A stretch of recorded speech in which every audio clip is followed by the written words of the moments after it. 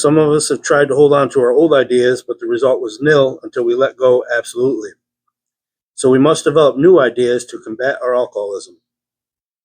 This is a speaker discussion meeting. Our speaker will share their experience on a topic they selected from the Big Book or the 12 and 12. Afterwards, we'll open up the meeting for discussion. Please keep sharing 3 to 5 minutes. So the speaker I selected is somebody that works all 3 legacies of the program, and somebody I look up to in recovery a lot. So everybody, this is Ron.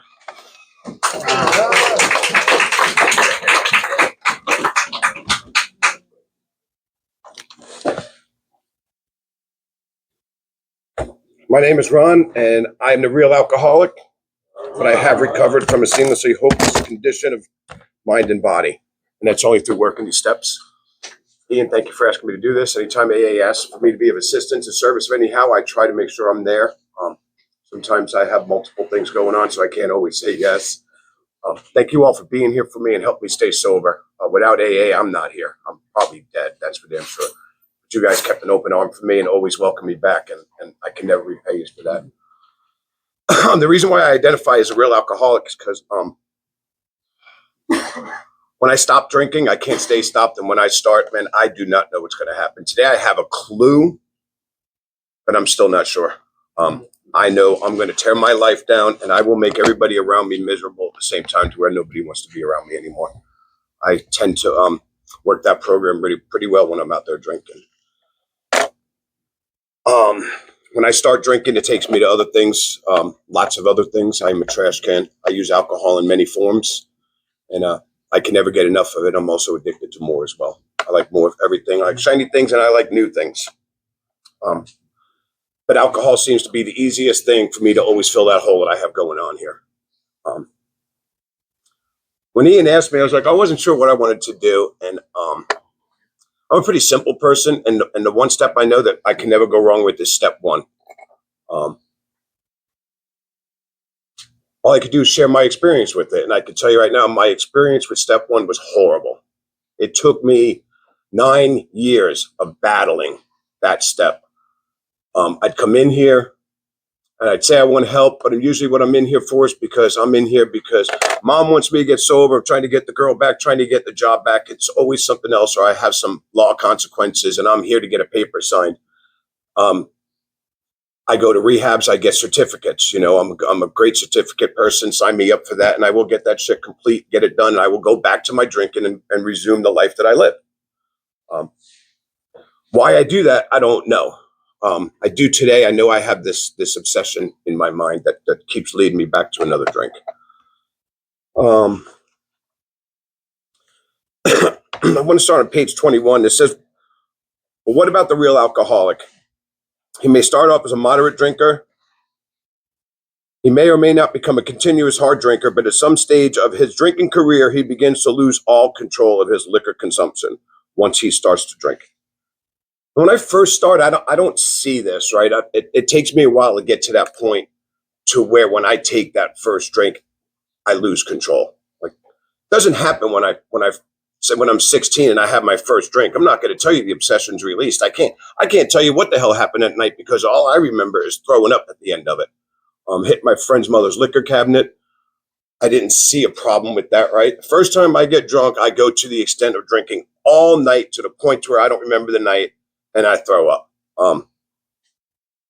Today I can look back and see what a sign that was given. God was giving me then, but I had to go through the rest of this misery. It also says here is a fellow who has been puzzling you, especially in his lack of control. I have no control. I do absurd, incredible, tragic things while drinking. I'm a real Dr. Jekyll and Mr. Hyde. I seldom am mildly intoxicated. I am always more or less insanely drunk. My disposition while drinking resembles his normal nature, but little. Yeah, when I'm drinking, I don't even know what my normal is. It's not what other people's normal is. It's like, I am so delusional. I think everybody drinks like I do, right? I don't see the transformation that I go through from before I wasn't drinking to when I started drinking and how I act as a person, a being, and things I do. I get to a point, It says here, he may be one of the finest fellows in the world, yet let him drink for a day, and he frequently becomes disgustingly and even dangerously antisocial. And what antisocial means to me is nobody wants to be around me anymore.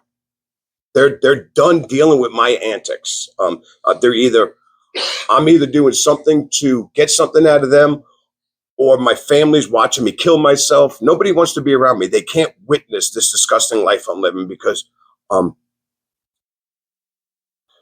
I see it as normal. They see it as insane, but I can't see what they're seeing. My lens is nothing like theirs. That's part of my powerlessness over it, right? I want to go over to page 31 here to talk a little bit more about this real alcoholics. Despite all we can say, many who are real alcoholics are not going to believe they are in that class. That's me. I do not believe that I am an alcoholic. I come in here and you guys are all telling your stories to me, and I'm like, oh, I'm not that bad, so I can't be like you, right? Because I can't see what I've become. I can't see the same things that you guys are already admitting to. I don't see it that way. By every form of self-deception and experimentation, they will try to prove themselves exceptions to the rule, therefore non-alcoholic. So this book is full of suggestions for me to work to get sober, right? But it also has some other ones. And it says, if anyone who has shown the inability to control his drinking can do the right about face and drink like a gentleman, our hats are off to him. I read that. I'm like, well, thanks for that suggestion. Let me see how it works. And I'm back out there.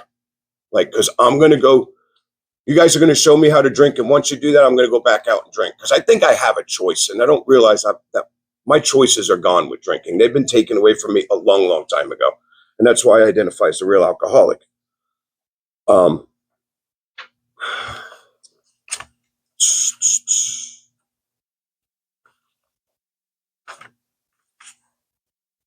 I'm going to go back to 22. So, it says, as matters grow worse, he begins to use a combination of high-powered sedatives and liquor to quiet his nerves so he can go to work. Then comes a day when he simply cannot make it and gets drunk all over again. Or perhaps he goes to the doctor. My doctor's Dr. Feelgood, by the way. And I use him a lot, too, when I'm drinking. He gives me all the sedatives I need, anything I need. Then I appear in hospitals because I'm going insane. I appear in detoxes. I appear in rehabs. I appear in jails. That's where this takes me to. And it says here, why does he behave this way? If hundreds of experiences shown him that one drink means another debacle with all its attending suffering and humiliation, why do I take that one? My experience has shown me I can't drink, but yet I will still go out there and try to. I will give it another attempt every time. And I am blessed, so blessed that I have played with this step so much and played with getting sober that I've been able to make it back here several times. I am one of the few, I think, that could do it the way I was out there doing it. So I don't think I'm powerless. I think I can go back out, get loaded again, and just come walking back in here. And that's going to work for me. So what I do, I come in here, I get to feeling better. I start getting things back. The family's trusting me a little bit. Friends are opening up to me, and everything's going good. And I think I've got this. And next thing I know, I don't have anything. I'm out there getting loaded. And the last time I was on an 18-month run, and I could tell you the insanity is beyond anything I ever thought in my life I could get to. But if you would have told me I was insane, I would have told you, no, I'm not. And I had every excuse as to why I wasn't. Today I could look back and see, man, it was beyond insanity how I lived. And here on 24, the fact is for most alcoholics, for reasons yet obscure, have lost the power of choice in drink. Our so-called willpower becomes practically non-existent. We are unable at certain times to bring into consciousness with sufficient force the memory of the suffering and humiliation of a week, a month, a day ago, right?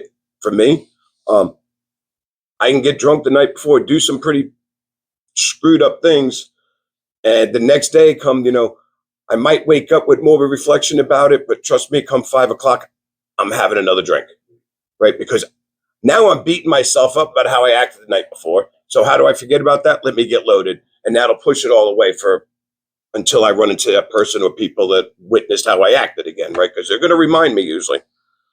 And it says the almost certain consequences.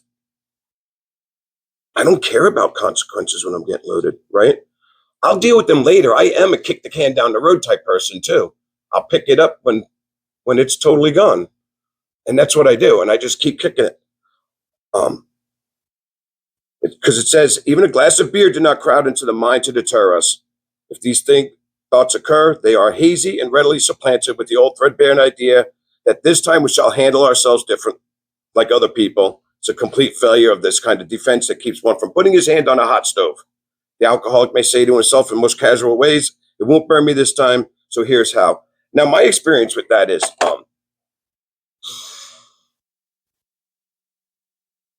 I get into other things, right? And I think I could quit alcohol. Like, alcohol is not the problem. It's the other things that are the problem, like meth, fentanyl. Those are the problems. It's not the alcohol. So I could go to the bar because I'm going to go back and I'm going to go to the bar while I'm in sobriety and I'm going to show them how good I'm doing. And I'm not going to drink. But then I do drink, but I'm all right with that, right? Because I only have one. I leave a little bit of it. This is this is me thinking I don't have a problem with alcohol, that it's everything else. But what that alcohol does within a matter of 2 weeks, I am spinning a bubble. I am doing all those other things. And I don't know how it happened. I have no idea that because I walked in that bar and just had that taste of that one beer, and a week later I'm back having 2, 3 days later I'm having shots and beers, and a few days later I'm driving by the plugs. That's my progression. That's how quick this thing ramped up this last time for me. It's like, if that's not powerless, I really don't know what the hell is. But I don't see it.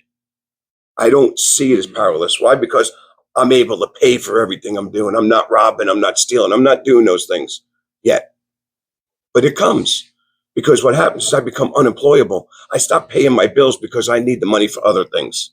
Right. So now I've created the unmanageability part. It's like, I don't see it while I'm drinking. I see it when I can't pay my things. I start seeing how the unmanageability is. I start seeing it when I'm sitting in jail and somebody's telling me when I can have 3 meals, when to go to sleep, when to wake up. I'm not managing my life. Somebody else is. But that's what I need for me, because I have to be taken away from myself because I am terrible at managing my life. I'm powerless, and I don't even see the power. I really don't. I don't see the unmanageability. I could be sitting there living in a sober house and thinking I have everything going on because I'm getting the job back, I'm getting the girl back, I'm getting the car back, I'm getting everything.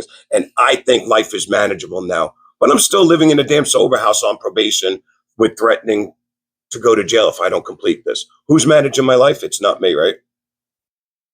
Because what I'm doing with it has led me to those places. And that's the life I'm living. Then we're going to go to page 30 here, which finally what happens to me is I get out there, I get loaded, and I'm living this alcoholic death. I'm not willing to do anything about it, but what happens is I finally get to a point and things don't happen right away. I hit my knees and I pray to something I don't even know. I have no idea what I'm doing, but I ask this power to help me, and I'm a half measured guy. I want him to take it right away. Like, I'm supposed to ask and you're supposed to deliver. It doesn't happen that way. It takes me a while. I'm sitting out there another 6 months after I ask for this help, but God does send it for me. He sends it in the form of Pasco County Sheriff's Department, and they lock me up. I don't know if any of you are like me, but when I finally get into the back of the car, I don't want to quit yet, but I do have a sense of relief. I get in that back and I'm like, I know I'm not getting bonded out for a few days because my family's not going to bond me out. Nobody's going to. So I know I'm stuck in here. So I actually get to take a breath and like, maybe something will change here. And I don't know what that looks like yet, but I'm like, maybe something, because I can't do what I normally do. And after I go through all of that, and I'm sitting in there for a little bit and I'm talking to some other guys, I can finally, like, they asked me, what are you going to do? And I don't have a clue. I really don't. But I run into some people from AA in there. And we start going out in the rec room. We start having meetings, right? And we start going over this.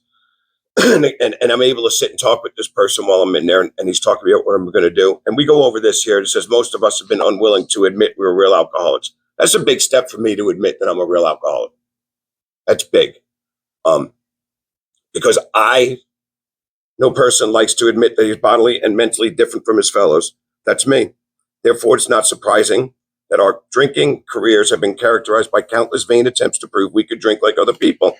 The idea that somehow, someday, he will control and enjoy his drinking is the great obsession of every abnormal drinker. The persistence of this illusion is astonishing, and many pursue it to the gates of insanity or death.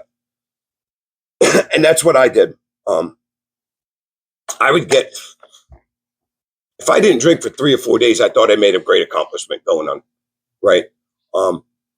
And I thought I had control because I forgot what it was like 4 days ago when I had those 20 drinks and whatever else it led to. But not 4 days not drinking. Hey, that's pretty good, right? So I'm going to pat myself on the back and I'm back to the races again. And this is part of my countless vain attempts I do. I do shit like that all the time. And it's usually because I did something stupid until I start getting involved with the law. Then things change. But it says we learned we had to fully concede to our innermost selves that we were alcoholics. And that is the first step of recovery. The delusion that we are like other people or presently maybe has to be smashed. The delusion that I am like other people. And what's that look like to me? The person that I can go out to the bar with after work and they'll have 1 or 2 drinks and go home. I'm there till 10 o'clock and then somebody comes up with a great idea to keep this thing going and let's get some other things. And I'm the guy that usually has that idea. And what happens is I'm not showing up to work the next day. I'm going off. But I watch this person have their 2 drinks like they said they were going to do, go home to their family and take care of things they're going to take. But I think I can do that and I can't. I'm totally powerless over that. Today, I know I am not like a normal person that drinks. I am an insane alcoholic to the points where it talks about I take it to insanity and I should be dead. Why I'm here, I don't know. Maybe to share a message, I have no idea, but I should be dead. It says we alcoholics are men and women who have lost the ability to control our drinking. Check. We know that no real alcoholic, it says ever, means it doesn't happen. That's telling me right there, I'm not going to recover from this. All I can do is what I do every day. I could do this work that I do. But when I first come in, I don't want to do this work. I don't want to do anything. I want you guys to show me how I can drink and not destroy everything around me. But you guys tell me you can't do that. And I'm like, bullshit, somebody can. And that's why I come in and out for 9 years fighting this thing. But then I find out, we'll go to, there is a solution. And for me, I get a few sponsors, they read this, there's a solution to me. And I'll be honest with you, the first 8 times, I didn't even see this. But I'm sitting down shaking my head with this guy, acting like I understand what he's reading to me as he's explaining it, because my mind is squirreled and at other places, and I'm not powerless, and I don't have what you have. But when I finally get hopeless enough to the point where, what the hell, man, this is the way your life is going to be. It's like, so I get to a point, a jumping off point where just let me die. I want to die. I don't want to wake up anymore. I don't want to live this life anymore. I'm too coward to kill myself, and I'm not going to do that, right? So I'm going to keep continuing to live this until I get to the point where I'm hopeless. I've been desperate, been all those other things, but to the point where I actually am like, where is life? What is life? I have no idea what life is anymore, because that's all it is. My life is involved with the same thing every day. Rinse and repeat, rinse and repeat. And my rinse and repeat is 3 times a day, rinse and repeat. And I do this 24/7, 365. I'm not involved with my family. I'm not involved with anything. I'm unemployable. The people that I thought were problems in my life, I come to find out after I do this work that I was the problem to them. And that's a realization that finally hit me. But it says there is a solution, and most of us know this, right? Almost none of us like the self-searching, the leveling of our pride, the confession of shortcomings, which the process requires for its successful consummation. I wanted nothing to do with it. Wanted nothing to do with this process until I needed it. But we saw that it really worked in others, and that's the key for me. You guys kept putting your hand out every time I came back. Every time. And I could tell you my wild stories, and you guys were probably judging me or saying, we know. Because most people, we can relate to each other one way or another.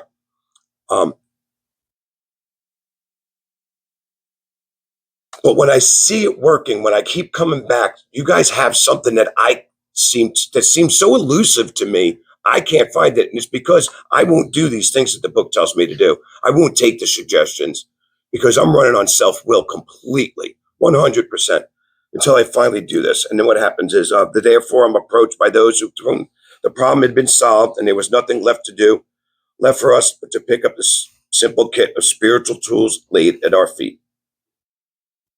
We have found much of heaven had been rocketed into a fourth dimension of existence. You guys, for years, were trying to get me to pick up these tools that I wanted nothing to do with it, right?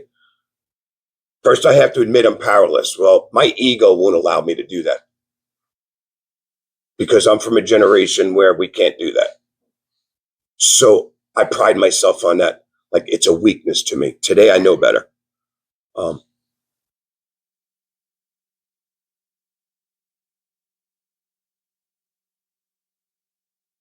Had you guys not been there every time I come back, I wouldn't be here. Like I truly wouldn't. You guys laid a path for me. You gave me these tools, said pick them up and do something with it. I didn't want to pick them up until I wanted to. And when I picked them up, I ran with them. I hold these things. I need help every day from you guys. I keep in contact with my sobriety family, people in my everyday life. All my friends are involved in sobriety. I have some outside, but my closest ones, I walk this with a few different people. I picked up the tools. I worked the steps. I got involved. I do service. It's what you guys were telling me to do for 9 years that I was unwilling to do. I was so selfish and self-centered to the point, and I couldn't see it. In this bout of sobriety that I'm going through, my sobriety date is 2/4/23. I do have a home group. It is this group. I am of service to the group. I am involved in service with the district at a district level. I do sponsor guys. I don't have any guys I'm currently reading with right now, but I am available to sponsor. And I do have a sponsor, and he knows he's my sponsor. I use him all the time. I have a daily connection with him, and we talk all the time. And those were the things I was unwilling to do. All those things that you guys told me to do. But when I did them this time coming back, and I took this thing and I grabbed that wreath you guys tell me about, because I'm drowning. I'm definitely drowning. But I grab it, and I'm still my head. I just keep my nostrils above water at this point. But I start taking every suggestion that you guys give me, whether I want to or not. I'm done picking and choosing. I tried that. It didn't work for me. I still do the suggestions, even if I don't want to. And trust me, there's days I don't want to. A lot of days like that. And in the beginning of step one, it says we, right? And I was listening to a speaker today, actually, and it was odd. I never looked at it this way. What is we, right? We to me is the first person I meet when I walk into the room, because I don't know Alcoholics Anonymous. That first person that walks up to me and shakes my hand and says, my name is Ron, that's we to me right away. That's the only thing I know, right? But what does that person do? He takes me around and introduces me to other people. So this we grows. So my we has grown as in my years, the few years I have in sobriety, the we has grown. It's gotten bigger, but it started with one person. It took that one person to make me feel comfortable coming into a meeting and tell me he was an alcoholic. And the thing is, this person that first did it for me, that even gave me an interest, I worked with, and we were like white collar people. And I was afraid to admit I was an alcoholic, but this guy that I worked with that had the same type of job was there. He was the first person to put his hand out to me. And that was my first we of Alcoholics Anonymous. And since then, my we's have grown a lot. Thank you all for listening. Hopefully I said something that makes sense to somebody and you can relate to.